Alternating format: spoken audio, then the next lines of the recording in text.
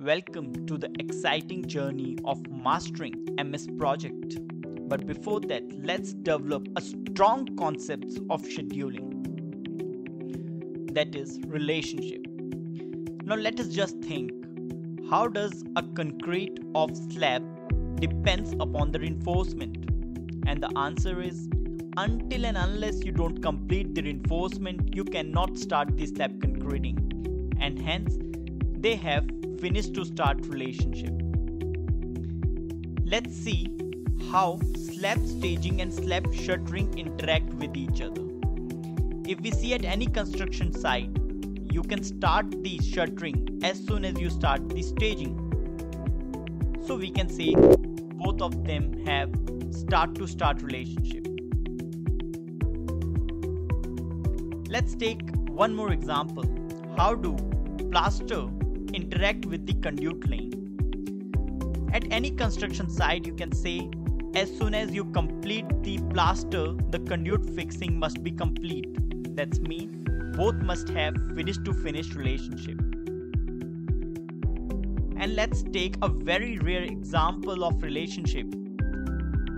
When the night watchman joins the duty of day watchman gets over. It's interesting to note that finishing of the activity depends upon the start of the successor. So these are the relationships. But does it capture all interdependencies? Let's explore. Relationship alone do not capture all the interdependencies.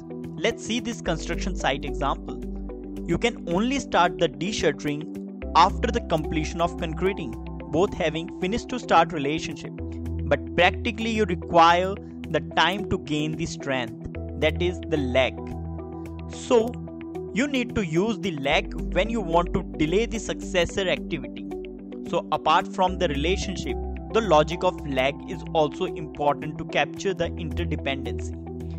Can you start the plaster in the room when you have the relationship between blockwork and plaster as finish to start?